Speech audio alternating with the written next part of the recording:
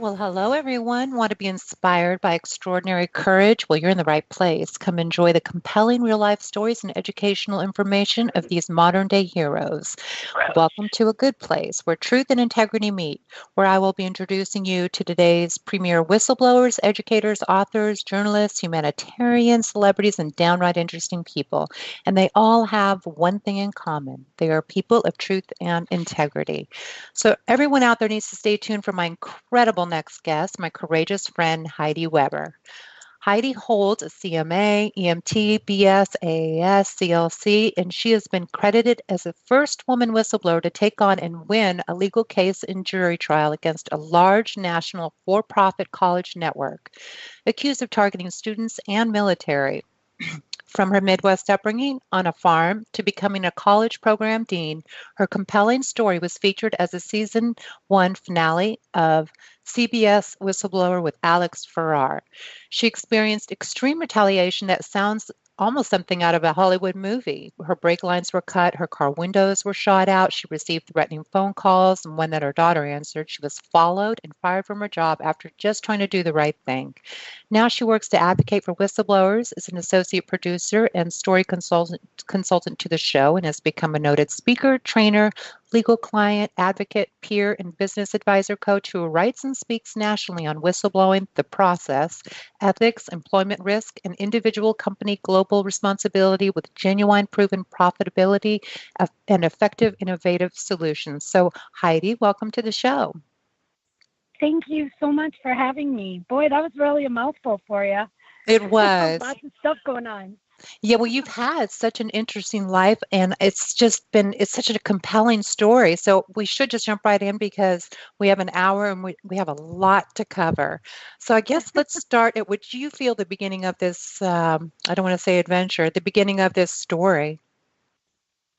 Um, you know, there's so much to it. My background is pretty normal, just like everybody else. My dad was a deputy sheriff in Denver, Colorado, when I was a small child, and so I really, learned ethics and integrity early. He was very, very strong belief in treating others with kindness, being a peace officer versus a police officer, and volunteering. He believed that was an important part of being a citizen as well. So all those things are ingrained in me when I was young. And then I was very sick. I got very sick when I was young, and I had to have a tracheotomy, which is why I have this lovely low voice. And I got interested in healthcare, and I thought, well, this is a great service occupation, so I can help other people and affect other people. And I did that for, gosh, 15 years before I started teaching at the college level. Loved it. I love my patients. They're great. I love taking care of people. I still do, and I still volunteer. But yeah, I started becoming a medical assistant. I did not want to be a nurse. I didn't want to be in the hospital setting. I wanted to be in the clinic. And I did that for a long time in a lot of different specialties. I learned a lot, worked under some great doctors. They were fabulous. They still are my friends. And then started teaching because I thought, well, hey, now I can affect how many more people? Because when I'm doing patient care in the clinic, I'm touching one person at a time. And I kept thinking to myself, well, if I taught a whole classroom of students and all those students touched a patient, then I'd, help that many more. So I kind of went into teaching with that attitude, and then Globe came to town. And why don't you tell everybody what Globe is exactly?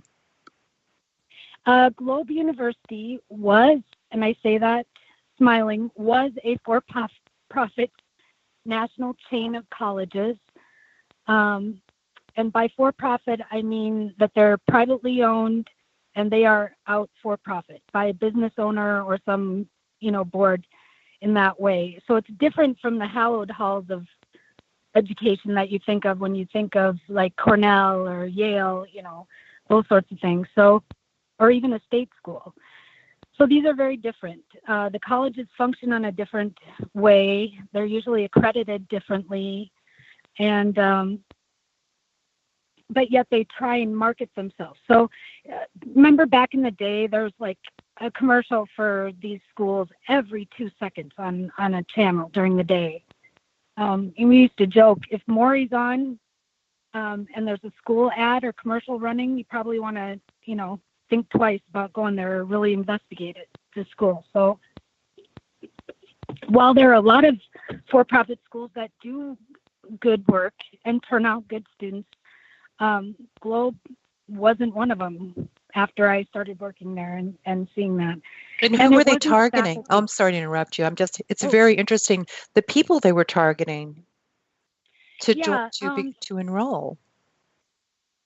Yeah, that was really concerning for me too. At first, you have to understand this is when I was a new instructor too. So I didn't really know the whole gist of this. And I started hearing the admissions people kind of saying these things, and my office was right by there, and I thought, geez, that just doesn't sit right with me. That sounds like a used car, like a manipulation kind of thing. And then I would teach the classes, and I would have people that didn't speak English. I mean, not even conversational English. And here I am trying to teach them medical classes. How to save people's lives. Right. So I started, that part of it concerned me a lot because I would go to the dean of faculty and just say, hey, I can't teach these people. They can't even read or write or speak English, some of them. And they would come after me and say, well, it's your job. If they're not learning it, it's because you're failing as a teacher. And I thought, that doesn't really make sense. So I spent a lot of time tutoring people and trying to work with them. But the people that they target essentially are the people that this is their last chance. You know what I mean? They really have a lot of struggles in their life, social, economic, cultural struggles, and they would not do well in a public university. And so they really target those people a lot, and very much so because they have full financial aid or grants they qualify for usually, so including the military. So, there's multi-reasons after going after them. But then I thought, well, surely they have some admissions like test or entrance exam that they have to take to get into college. Well, yeah, the school does, but they never failed anyone. When I started looking back, it was less than 1% of the people that ever took that test failed it. Yeah. And I thought, well, the bar must be really low at this point. But I still love teaching, and I was dedicated, Midwest work ethic and all, I stuck with it. And then also, weren't you told at a certain point you weren't even allowed to fail students? I thought that was very interesting. Yes, and that was the whole system-wide, the network of schools. So Globe University and the Minnesota School of Business are two brands, but they're owned by the same owners, and it's a family. And then the son of, the parents are the owners. The son is he's bounced around between president and CEO, those sorts of titles. And none of the executive leadership has an education degree, which I thought was kind of interesting. In fact, the chief operating officer at the time, her 2 degrees were in psychology and entrepreneurship. So I thought, why would you ever need a degree in psychology and entrepreneurship and be running a school? And so that was interesting to me as well. But they had essentially, under all of their brands, 23 campuses in 5 different states across the United States. But our corporate headquarters was in the Twin Cities. Yeah, it's a lot to take in. It really is. And and then they also, let's talk about some of the things they promised. I mean, number one, it was a hefty tuition.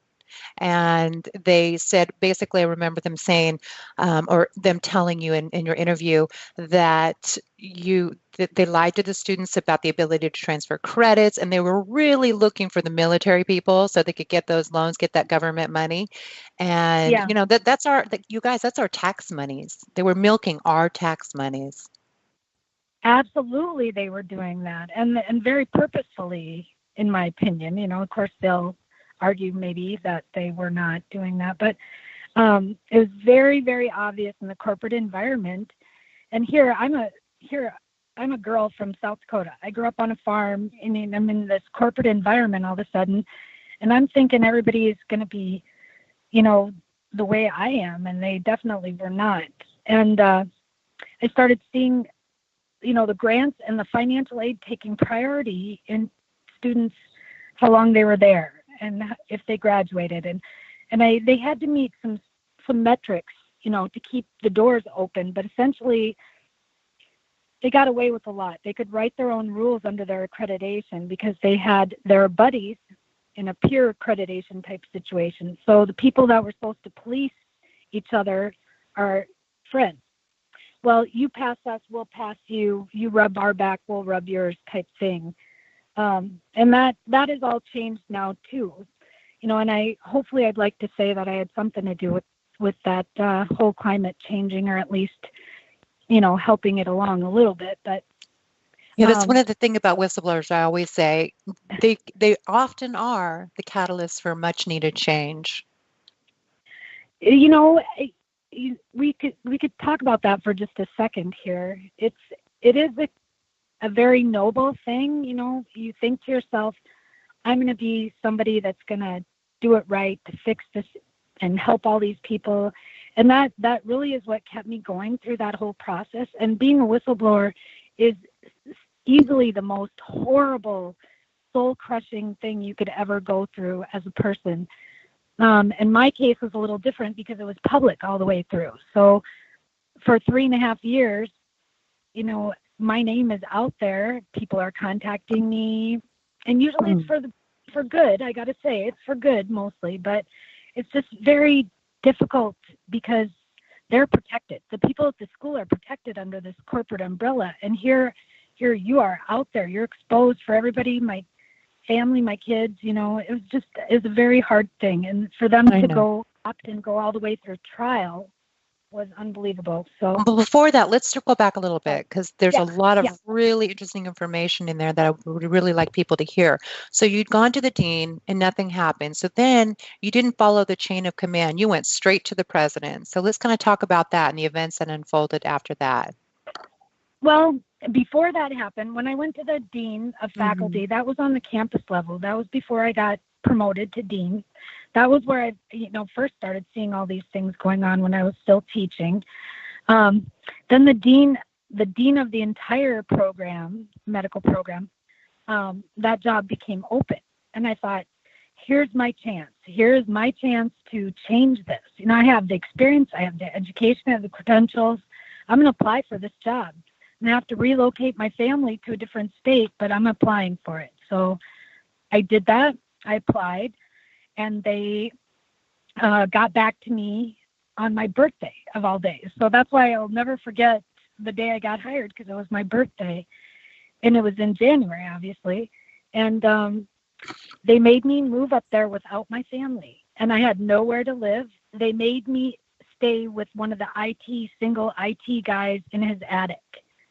So here I am in the corporate realm, and they don't even, provide like lodging, or I should have probably figured it out then. So here I am in this guy's attic, freezing every day, trying to learn this new job in a new state, and my family's still in South Dakota, and it was a mess. There was no curriculum. There was no education standards. There was everything was focused on money, and it was just very heartbreaking to start seeing that. Well, my dad had kidney cancer right at the same time. And my dad, like I said before, was this very strong foundation, root in my life. And he was really a big person to me. And I told him, Dad, should I keep this job? What do I do? Should I come back to South Dakota? And he said, you're never going to have this opportunity again. You need to take every opportunity and do your best. So I stayed there, did the job for a year. I was telling my supervisor daily, telling the other deans. And what's funny, Ella, about this is that there were, 12 other deans of programs there, and most of them had been there for, longer than I had been, and there was only one other one that spoke up. The rest of them said nothing. And they're deans of business and veteran, thousands of students in their programs, and they said nothing, and they saw the same things that I did, but that's beside the point. Everybody has their own reasons for what they do, but you also, I know you had a family to think about. I know that was really important. You really needed this job. But I remember you saying that you thought you could change things. You thought you might be able to turn it around a little bit. I did. I went up there thinking this is my chance to actually make a huge, significant change, make it better. And now there were 1,800 students in my program when I was dean. So I was the program dean of 1,800 across the United States and medical assistants. And I thought, I'm going to write a curriculum that is going to challenge them, that is going to elevate this profession. That's what my hope was. So we kind of get a bad rap with, between nurses and medical assistants. There's a overlap of duties. And so a lot of people don't know who's what or who does what and that sort of thing. So I wanted to elevate our profession. So I get up there, I start changing all the curriculum, doing all that stuff, and they're giving me all this busy work, and I'm thinking, yes, I am making a difference. I'm rewriting all this. Lo and behold, behind my back, they're giving me all this paperwork to do, and they decide to change the program accreditor for my program. Well, in healthcare, accreditation is everything, because that is the only way that employers know that you have that the students have learned what they need to learn, And they decide to change to in my opinion, a lesser known, lower standard accreditor. And I got wind of it, of course, and started vehemently, telling them, please don't do this. These students are not going to have any jobs. Their employers aren't going to hire them, that kind of thing. They said, I can't even remember the wording of it, but it was basically shut up, kind of, and just forget about it. It's not your decision or whatever, Right. So I said, okay, well, I'm either on board or I'm not on board. So I thought I'll do my best. Here again, I started going through accreditation visits. So then part of that was that I had to actually visit every single campus. And that was the biggest blessing ever, because I started hearing the same narrative at every single campus, the same script, the same admissions spiel, the same, credits, your credits transferring isn't an issue. Schools accept our credits. It's not a problem.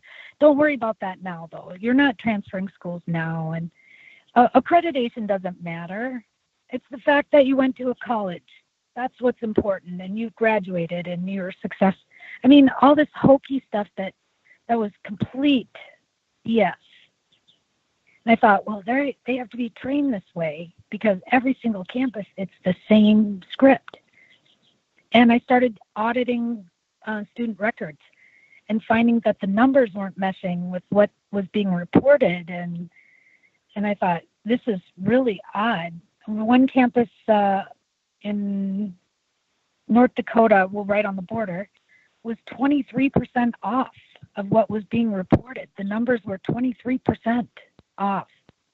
So I thought, what am I going to do with this information? Well, I need to gather more information, because that's the kind of person that I am. If you're going to be a responsible leader, and for one, I believe that you need to verify and make sure that whatever you're speaking about, that you have the definite evidence behind it. So I thought I'll kind of sit back and gather some more evidence, make sure that what I'm hearing is correct. And so I did that, and then make a decision. I needed this job. When we relocated, my husband gave up his job to relocate. And so my income as dean, and it wasn't very much, believe me, was what, was funding everything and taking care of us. So I just want to interrupt for a And quick second. What did go your ahead. husband say? I mean, you knew there was stuff going on at this point, and this must have really been eating away at you. And y did you talk to your husband about this? What was his response? This just must have really, the He, stress must have been overbearing. he is great. My husband is my rock. He is um, easily my best friend. He's the first boy I ever kissed when I was in 7th grade. We grew up right down the road from each other. We didn't get married till we were in our later 20s, but he just is. He's always my steadfast person. That's always there. He's always. I never have to worry about him not being there for me. So he quietly gives his opinion, but he's the first one to say, this is your job and your career and your decision, and you're the one that has to make that, not me. I don't. And so he's I love it. I love that part about him. He's not at all sexist in any way. He's a great guy. And moving the girls up here, I have 3 daughters, like I said, and they're very strong women, confident women. So hopefully some of this has rubbed off on them in that way. But they were younger then, they're younger kids, and I was worried about them. Every mother worries about their daughter. And I was missing, I had to travel so much that I wasn't home, and poor Matt, my husband, was stuck with them all the time. And it just, it was a pretty rough road at that time, but we made it through. I do have a note. I remember my husband saying to me, this job is going to kill you. You really need to do something else, Heidi. I don't even care what you do. We'll support you. But maybe think about that, because I was working till midnight and then turn around and get up in the morning and go to work, come home, work again till midnight. And I was writing a book for McGraw-Hill at the same time as well. So a lot of things were going on. I wrote a medical terminology textbook for McGraw-Hill at the same time. So my dad got very sick the winter that I, was working as dean, and he passed away I'm from kidney sorry. cancer. Yeah. But he's part of the tipping point for you. I remember that, and we've talked about this before. I was just going to bring up, what was the tipping point? When was enough enough? When did you feel like you were going to have to risk everything to expose this?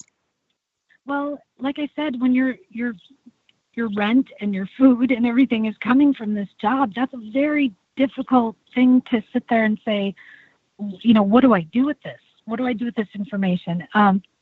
When my dad died, we went back to South Dakota, and the coldest time of the year is in February that we ended up burying him that day. Mm-hmm. And Globe actually made me leave my dad's funeral to go to an accreditation conference. And I remember leaving my dad's funeral, at the end part of it, and thinking, why am I doing this? Why am I leaving for this school? They're defrauding kids. They're, whatever. So I was in the airport, and of course they even made me have a layover in Atlanta. I was headed to New Orleans. And I remember sitting at the Atlanta airport, and it's like 10 o'clock at night. It's been thinking this was the longest day of my life because, my dad was my best friend, and then, it's just horrible. So I'm crying in the Atlanta airport, and this guy comes up to me and says, "Are you okay?" And I just, looked at him and I went, "No, I'm not okay. This school is doing this and I'm doing that. My dad died today." And I just unloaded on this poor guy. He just stood there and listened to me. And then I said, "But I don't know what to do because the school is doing blah, blah, blah." And he said, "Well, it seems to me you know what you have to do." And, we chatted for maybe a second or two more, and he walked off. And I sat there and I thought, wait, maybe I do know what I need to, maybe I do know what I need to do, So it was just this epiphany moment where I went, okay, this is it. My dad's not here anymore, and I need to be the kind of person that he wanted me to be. So that's when I decided, that I was going to come back, and I was either going to change it or get fired, one of the two. I was either going to change it, fix it, draw attention to it, or, as every whistleblower knows, and every one of us knows that this is an option. Hold on, we're coming up on a break, just so you know, but Okay. this is just an amazing story. It just took so much courage you just needed a lot of courage to do what you were going to do, and you got to hang on, everybody, because this is just the beginning of the story. It just gets deeper. Hang on, everybody. We'll be right back.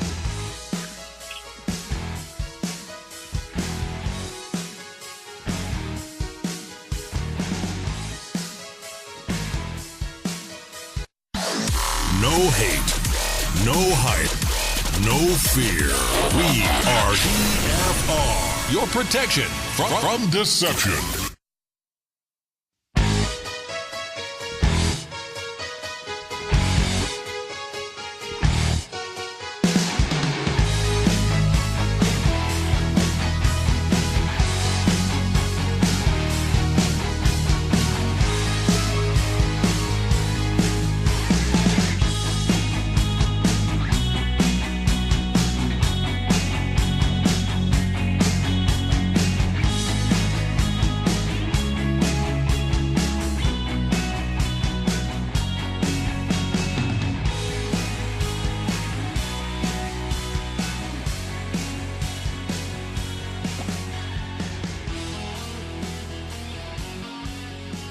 And we're back, everyone, with whistleblower Heidi Weber. And this is where everything gets really heavy. So Heidi is ready to blow the whistle. Go ahead, Heidi.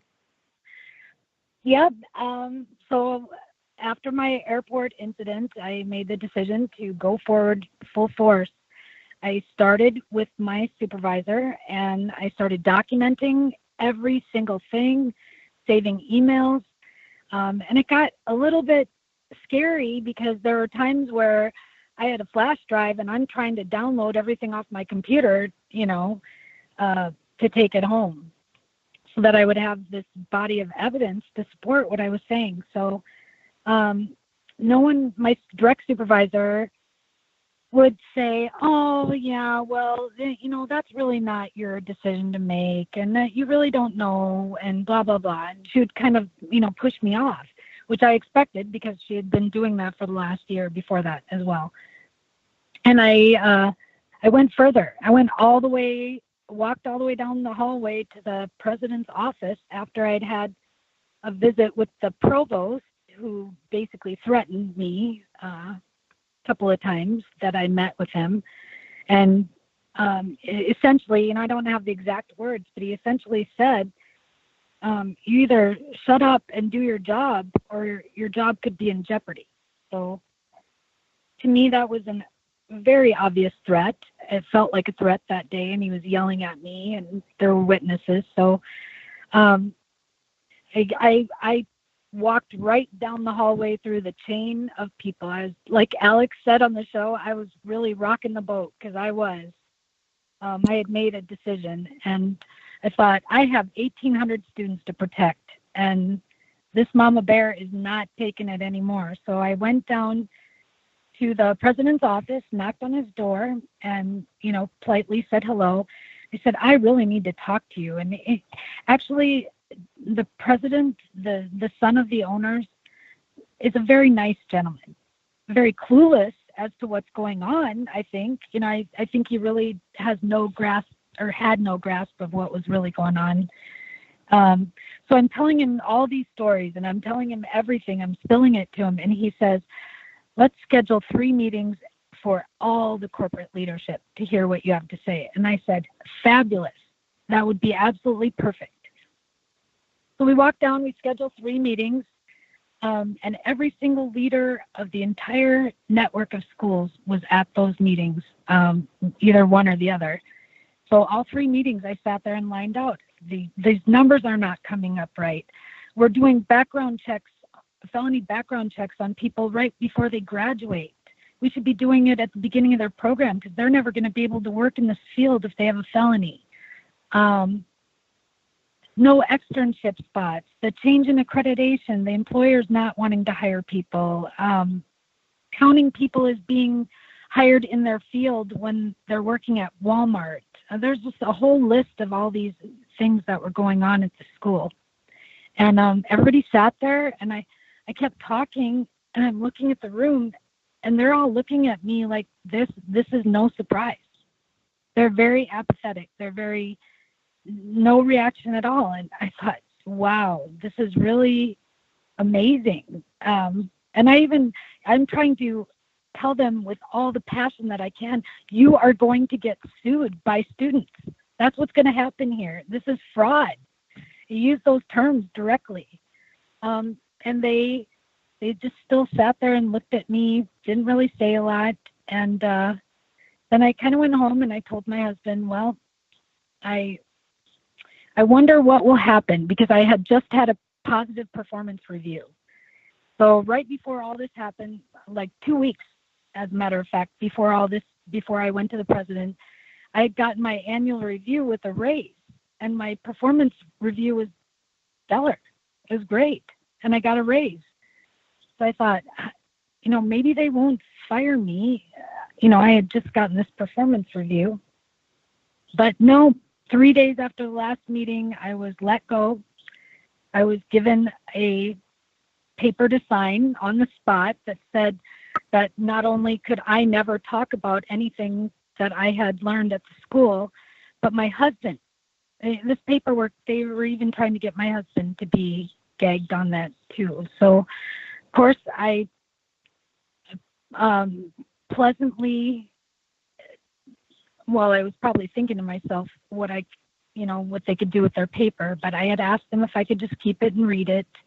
So I did. I went home, and then it just kind of hit me. I'm like, I can't believe they just did this to me. I can't believe I blew the whistle, and they did this. Now I have no income for my family, and you didn't have income. Yeah, you didn't have income, but you had reels of information. You had been bringing home paperwork and bringing your hard drives, putting tons of information on there. So you had some data. Right.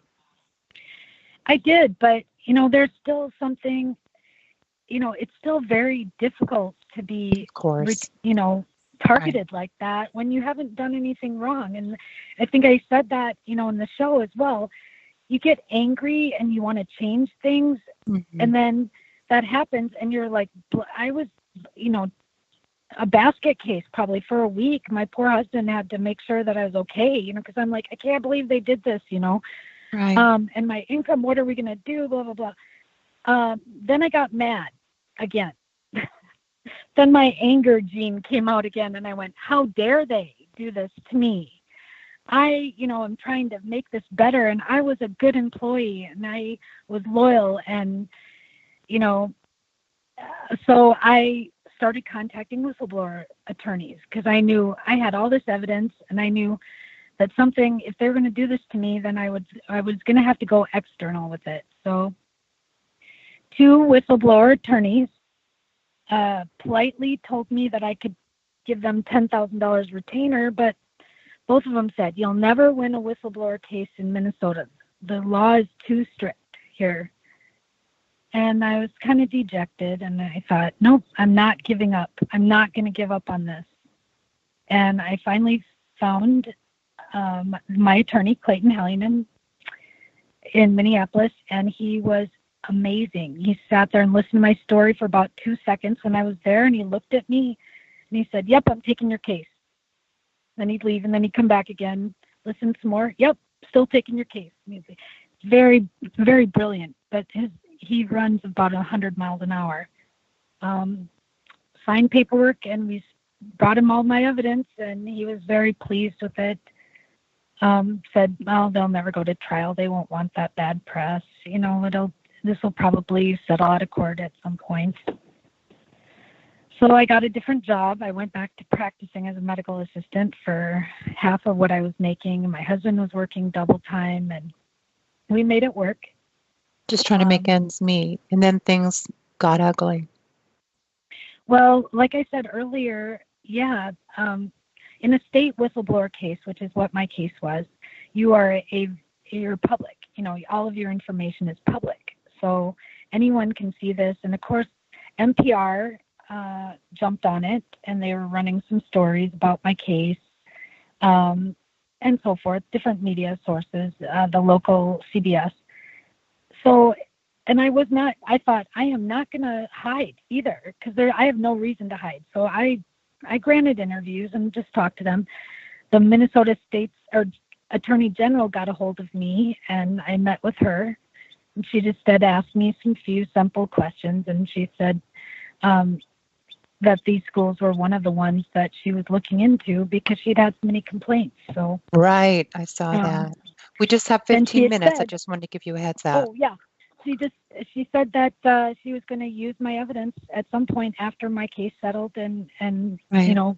Go after them in her own way. So lo and behold, we get to 3 years down the road, a trial date scheduled, and nobody's reaching out. I think we were in a forced mediation, and they offered me like nothing, absolutely nothing, in a settlement. So it was like we left. We started the 7-day trial, and it was a jury trial, and it was heartbreaking and horrible to have to relive all of that over again. I've never been in a courtroom before. It was scary for me. Thank God my husband and my 2 oldest daughters were there every single day. But I'm in a new state. I don't have any friends or family there. And I'm up against this big, huge network of schools that has this team of high-pressure lawyers. And, my lawyer just said, tell the truth. So I was on the stand. They had me on the stand for 2 8-hour days. Just me, back and forth, trying to catch me in something, trying to pull something out of something. But I felt like the jury saw it right away, and I don't think they made their decision, but they were their body just showed me that they were, they had already made a call. We get to the end of the trial. They deliberate for a day, and so I'm starting to get nervous.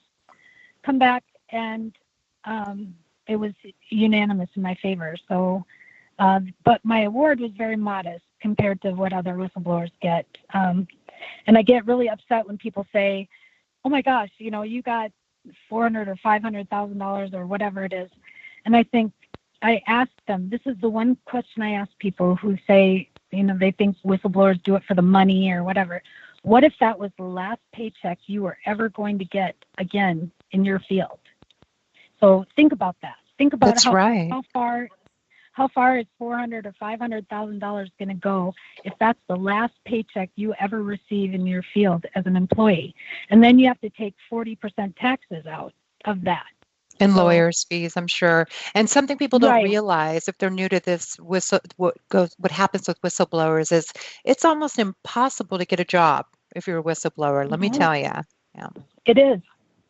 I'm still unable to get a job in education.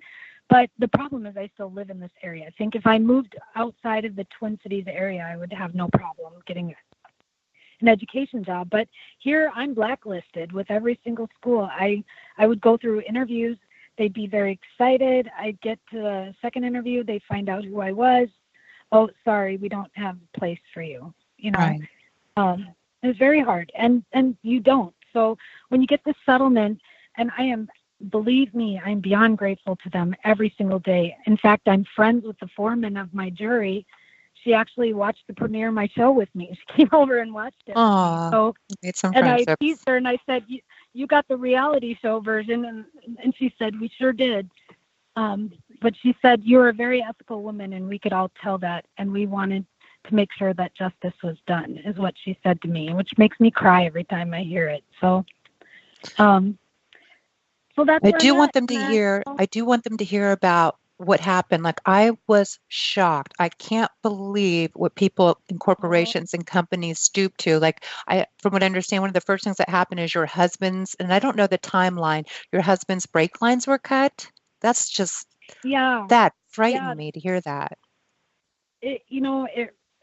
Of course, we have to put the disclaimer. I have no evidence that it was anyone from the school, and no one from the school is ever charged with anything. However, it's very, each person can make up their own, thought about Yes. it. But these started happening, like 6 months before the trial date was set to begin. So my husband's brake lines were cut. The windows were shot out on my car on the driver's side. And I mean shot out. They were shot from the back and the entire driver's side window. I reported these things to the police, thank goodness. So, I mean, there's a police record of all this stuff and the timeline and everything. And no one in my small town ever had anything else happen that was similar to that at that time. I also had somebody follow me for about a month before trial.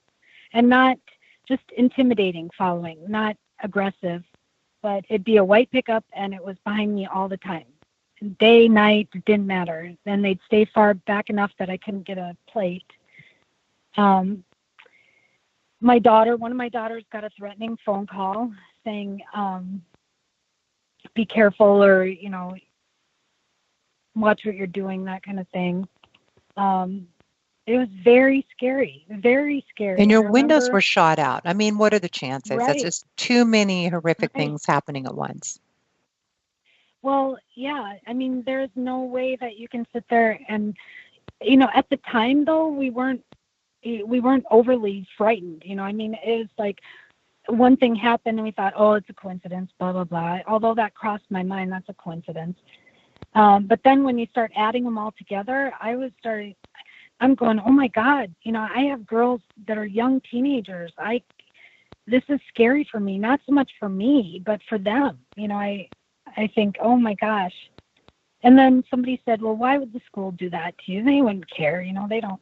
I said, what do you mean they wouldn't care? This is their livelihood. We're talking hundreds of millions of dollars that school brings in every year, and ties to different, political things and all kinds of stuff. So I said, I don't know. This is pretty scary, but you know what? You just dig your heels in deeper. And I thought, I'm not going to let them intimidate me. And I've come this far and I'm going to see this all the way through, because I am going to make a difference for these students.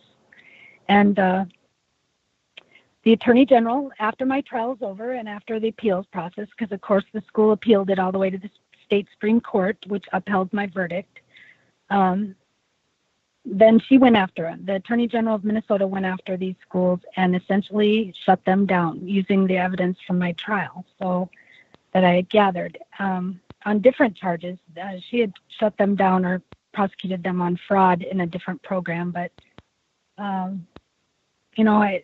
they still are functioning. One of the brands in Utah is still up and running, and they have a cosmetology school that's still running in Minnesota, but the bulk of their campuses are closed. And that was very bittersweet to go back to that campus, when we were shooting for the show and see the close sign. I mean, I thought I was going to be very proud, but it just brought a whole different group of emotions to me. It was kind of a little bit, it was hard. It was hard to do that, but satisfying, but hard.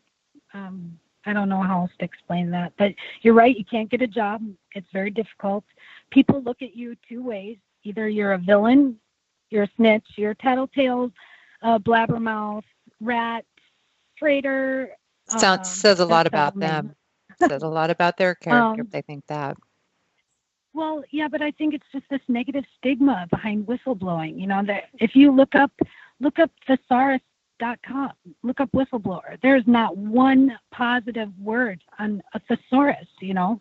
It's all these other words. So the public is kind of inundated with all this negative spin on whistleblowers being these disloyalists or rats or blabbermouths, tattletale, whatever. Yeah, especially after the Patriot Act. Yeah. Right. So now I'm like, now my job is to change that. I can speak very well. Obviously, I'm an educator, so I can speak to groups. I thought, I'm going to change it. I'm going to make it entertaining. I'm going to make it exciting, inspiring, and I'm going to change that stigma so that people understand that whistleblowers are just your neighbors, people that are just fed up with seeing other people hurt and do something. So that's kind of where I'm at right now, helping businesses with their talent, employee relations. I believe in that. It's very important that if your employees are happy and you're doing it right, you're going to make a lot of money. That's bottom line, and making a lot of money is usually what most businesses like to do. So you have to take care of your talents, people that are making the money for you. And then whistleblowers are not to be feared. They're not scary. There's all different kinds of whistleblowing. But think of all the taxpayer money we're saving. My case alone, saving hundreds of millions. And I've listened to other whistleblower stories through CBS where you're talking billions of dollars were saved, by one whistleblower standing up. So we should all be thankful to the other whistleblowers, that do something about it. Mm-hmm. Absolutely. And here's something to chew on a little bit. When exposing a crime is treated as committing a crime, you are ruled by criminals. So you had a lot of courage, Mm-hmm. and people just need to think about that. We can't go along with what's going on. If you know about something, you need to consider it. And there are whistleblower protections set in place. Absolutely, there are. There's a lot of resources out there as well. Anybody can contact me anytime. I'm happy to help anyone. My life has been in service, and that's what I'd like to keep it. And I'm love to speak to groups too. I'm always available to hire, but there are other resources out there. You can go onto the government website. If you're a federal whistleblower, you have extra protection than you do if you're a corporate whistleblower. However, disclosure is always protected, and retaliation especially. So it doesn't mean that you're going to be protected for telling whatever you're going to tell, externally, but you are protected from retaliation, and that's there's several laws out there that cover that.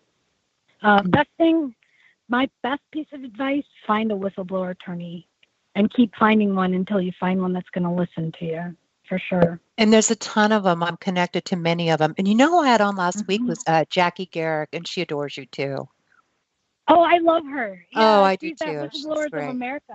Mm-hmm. I volunteer to try and help her too, because I believe, she's trying to get that going, get it off the ground, and really make a difference. And she's, including me as much as I possibly can give time to her. I sure do. But aside from that, she's a very neat lady who, again, has a very kind heart and wants to do the right thing and help whistleblowers. And more so from the peer support, from the mental aspect, the psychological aspect, because we really get a PTSD thing going. Oh, yeah. It's very common. Mm-hmm. And she helps a lot of whistleblowers get past that. I wish I would have known her when I was going through my case. She would have been a great benefit. Just everything there would have been a great benefit. But I love her too. She's in Washington, D.C., and hopefully I'll get to see her at the Whistleblower Summit this summer, mm-hmm. and anyone else. And I think her site is whistleblowersofamerica.org. Does that sound right? Yeah, whistleblowersofamerica.org. I believe that's correct. And I'm on LinkedIn, and my email is msheidiweber, msheidiweber @gmail.com. So anybody can get hold of me. And also, if you want to see the CBS series of Whistleblower, you can go to YouTube and put in CBS Whistleblower series, and you can buy it.